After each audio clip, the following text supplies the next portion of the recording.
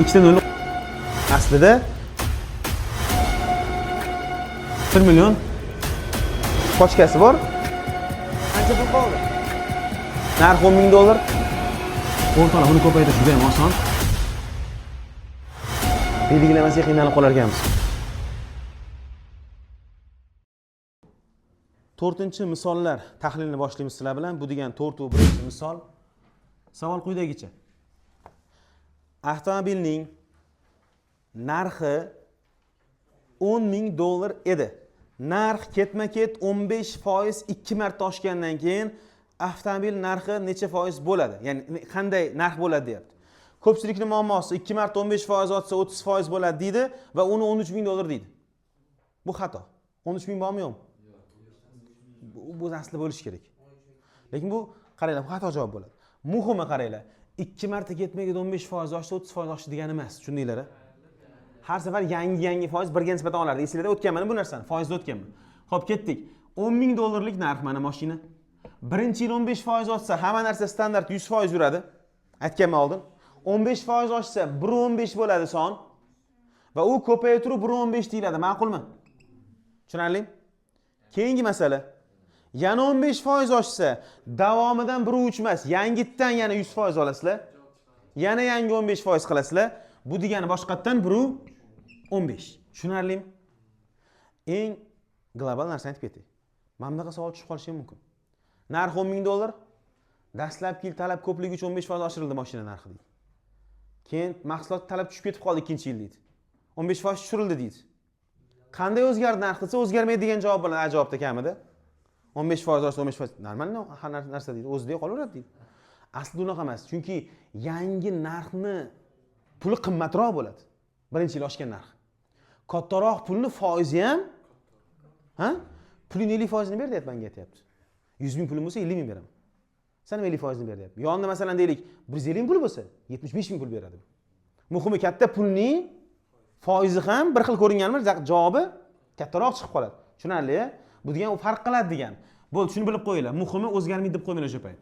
Xo'p, mana shu misol ishlab qo'yamiz. 2 marta ketmagan 15% oshdi. Faqat ko'paytirib qo'ysanglar bo'ldi. To'g'ri ko'paytirasiz. 2 ta nolni bunga bersam 115 bo'ladimi? 2 ta nol bunga bersam bu ham 115 mi? 115 kala 115 hisoblashga borsanglar bo'ldi. 13,225 bo'ldi. Demak, $13,225 bo'lgan ekan. Tushunarli? Ma'qulmi? Savol yo'qmi? Xohlovchilar bunday qilsin. Avval $10,000 olib oladi. 15% topadi. 15% deb yozadi, 100 ga bo'ladi. Deb qisqartiradi. Masalan, deylik, necha chiqadi? $1,500 ekan deydi. Ha, bu degani narx deydi, 11,5 bo'pti-da deydi. Tushunyapsizlarmi? Keyin yana 15% topadi. Ko'paytirib 15% yozadi, 100 ga bo'ladi. Ketadi mana bu nollar. Xullas, ko'paytiradi haligini. Nimadir chiqadi xullas. Chiqqan hisob masalan deylik, masalan 3,225 chiqdi masalan. Boshda 10,000 deydi, turib qo'shib qo'yib bir narsalar qiladi xullas. Tushunyapsizlar? Ya'ni har safaringiz topib turib qo'shib yasab ketaveradi. Ma'qulmi? Shunaqa usul ham bor. Biz qilgan usul ketma-ket 2 marta ketmaga oshirib hisoblab qo'yapmiz. Boya gapga qaytaman. $10,000 mashina. 15% oshdi deyapti. Bu talab kamayib ketib qoldi. 15% kamaytirildi narx deyapti. Standarti 100 yuradi. 85% bo'lib qoladi. 85 yozilishi 0.85 bo'ladi-da. Ikkita virgul bunga bersam 115 bersam unga ko'paytirish boringlar. Necha bo'ladi?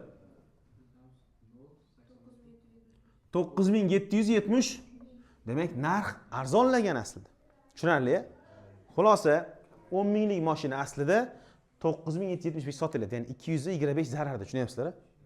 Shunaqa savol kelib qolishi ham mumkin masalan. Savol yo'qmi? Tushundik-a? Bo'ldi. 5-misolga e'tibor berasizlar. 5-sida ko'ylakning narxi 100,000 so'm edi.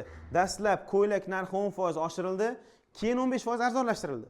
Ko'ylakning hozirgi narxini toping deyapti. Xuddi boyagi savolga o'xshaydimi birinchi savolga? Demak, qaranglar. 4.5. Demak, narx 100,000 so'm, o'zi narx ham juda chiroyli qilinibdi. 100,000 so'm hisoblash juda ham qulay son. 77,850 so'msa pishtada o'sha. Tushunyapsizlar? O'sha qiynalib qoladi odam. Ketdik. Avval necha foiz oshdi? Ko'payib turib 10% degani 1 deb yoziladi o'rtoqlar. Qaranglar, avval 10% ni topib 100 mingga qo'shadiganlar bizniki bilan bir xil chiqaradi. Tushundinglar-a? Bizniki birdaniga. Ha, %10% oshirib 110% deyapmiz. Necha chiqadi javobi? Nimadir chiqadi xolos. Mayli, chiqdi. Endi shu yangi narx, boshqatdan yangi foiz o'ynayapmiz. 15% arzonlashdi. Standart 100 yuradi boshqatdan. 15 tushirib 85. Ko'paytiruv 0.85 deb yoziladi. Chunki birdaniga biz 100 ga bo'lib yozyapmiz. Iltimos, 110 lik paytida 15 ta ayirib 95 qoldirmanglar. Bo'ptimi? Shunisi yomon. Xo'p, ketdik. Virgullarga beramiz bu zapaslarini. Bitta bersam bu ketadi 11 bo'ladi, to'g'rimi? Mana bu ikkita bersam 85 bo'ladi, mana bunisi 10 qoladimi? 100. Ikkita bersam 100 ekan. Demak, o'rtoqlar buni ko'paytirish juda ham oson. Qo'shsam 13 bo'ladimi? 9 35 bo'lar ekan xullas. To'g'rimi? Ikkita nolni qo'yamiz. 9000, 93000 500 so'm bo'lgan ekan. Hozirgi narx shu narx, tushunarli? Savol yo'qmi? Tushundinglarmi? Yaxshi. 10-misolga e'tibor berasizlar. 10-misolda xo'p, shart aytayaptiki, 3 metr adras, 5 metr atlas narxi 215 ming so'm. Xo'p, qaranglar, adrasni D deb olamiz, atlasni T deb olamiz. Xo'p, endi 5 metr adras, 3 metr adras, 3D, 5 metr atlas plus 5 metr atlas teng 215 ming so'm turar ekan. Qaranglar. Virgul adras 12%, atlas 8% arzonlashganda 194 ming 200 so'm bo'lib qolibdi. Ya'ni mana bu turishi 3 metr adrasim ko'paytiraman. Necha foizga? 12% kamaysa, 88% qoladi, 100 dan ayirsak. 0.88% qoladi. Plus 5 metr atlasni narxi, mana rulon pochka bor-ku, o'sha kamayyapti narxi 8%. 0.92 teng 194 ming 200 so'm. Agar biz shunchaki adrasni o'zi buncha, atlas buncha deb sonlar 5 uchdan yozmasak, u 1 metr narsa bo'lib qoladi-da, juda kam summa bo'lishi kerak edi, to'g'rimi? 5 metr narx shuncha bo'lsa, 3 metr shuncha bo'lsa agar va u narxga juda yaqin bo'layotgan bo'lsa, demak ular ana shu rulonni narxini arzon qilishgan. Xuddi ana tayyor o'rab qo'yilgan 3 metrlik bir pochkasi bor, shunga nisbat qilib gapirilyapti. Tushundinglar-a? Endi men yana ham qulay bo'lishi uchun o'rtoqlar bunday qilaman. Xo'p desanglar. Ko'paytirish noqulay buni. Bunday qilaman sistemani. 3 ta d-ni bor, x qolamiz, maylimi? 5 ta t-nichi? Ketdi. X qo'shuv y teng 215 ming, ma'qulmi? Bunisi 0.88x plus 0.92 y teng 194 ming. Ma'qulmi? Nima qilganligim? Tushunarli? Xo'p. Ikkalasini ham xo'p desanglar, 0.88 ni ko'paytirib ayirib olsa ma'qulmi? Pastdan tepani ayiramiz. Ikkalasi nima qilib ayrilganda? 0.92 ayirib 0.88 nechi bo'ladi? 0.04 bo'ladi, ma'qulmi? 0.4 emas shunchaki. 0.04. Xo'p, y teng. Mana bu 194 200 ayru bunga ko'paytirsam, qaranglar. Nollari bunga beriladi 88 kara nechi bo'ladi? 215 bitta nol qoladimi? Tushundinglarmi? Mana uni ko'paytirsam, ikkita nol bunga xizmat qiladi, virgul surib beradi. Tushunarlimi? Bo'ldi. Mana bu joyda bu joyda y teng, sal harakat qilasizlar, bu yoqqa kerak ekansizlar sizlar baribir. Nechi bo'ladi bu yoqda? 189.200. Ayiramiz endi. 200 so'm ketadi bir xil bo'lib. 94 dan bu ayrilsa 5 qoladimi? 5000 qo'yapti shundan hozir. Shunchaki 5000. Bo'li 0.04 midi? Virgul sursam 5000 qilsam mana buni 4 taqsim 100 bo'ladi mana bu narsa. Teskari o'girilsa, xullas mana 25 chiqadimi? 25 kara 5000. Mana bu narsa 125 ming. 3 ta nol ham bormi? Bo'ldi. Bu y nimaga teng desa, keyinchalik 5 ta atlasga teng 5 metrlik. Ma'qulmi? Hozir buni olamiz 125 mingni.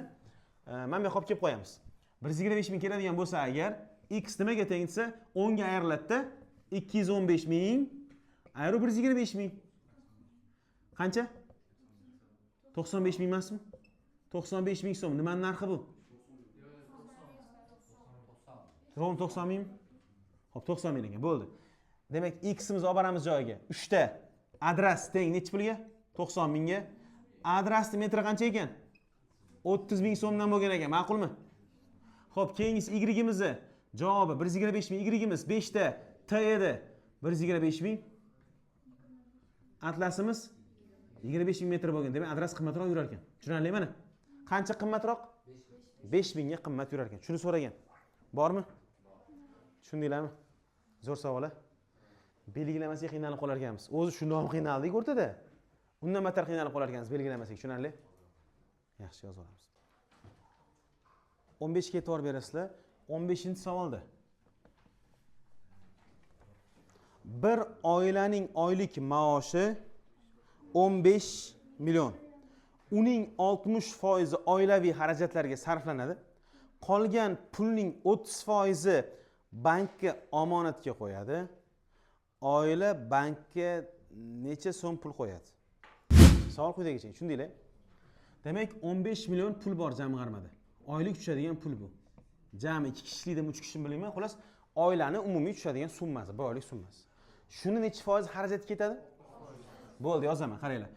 15 million pulni 60% degani 0.6 tushunarli? 0.6 xarajat ketdi xolos. O'zim uchun topib qo'yay. Bundan oson yo'li bor. Lekin hozir qiziqmanga qanchasi ko'chaga, qanchasi bankka, tushunarli? Bo'ldi. Virgulni berib yuborsam, mana bu narsa qoladi. 4 ta 0 qoladi. 5 ta 0 qoladi. 9 million xullas ekan. 9 million so'm qayerga? Ko'chaga, bozorga sarf xarajat ketadi xullas. Mayda shunday xarajat. Demak, bu ro'zg'or deylik-a, ro'zg'orga. Endi qolganini 30% deyapti. Yoki umumiy pulni deyapti. Qolgan. Qancha pul qoldi? 6 million so'm qo'yapti, pul qo'yapti bizada. Shuni 30% bankada shunchaki 0 uchun. Virgul bunga ketdi bittasiga. 6 kere 3 18 1 million 800 ming nima qilinyapti? Bankka qo'yilyapti. Xo'p, nima qoldi oxirida? Bankka qancha qo'yiladi? Demak, shunchaki 18 1 million 800 ming oylik to'lov qo'yib borilar ekan. Tushunarli? Savol yo'qmi?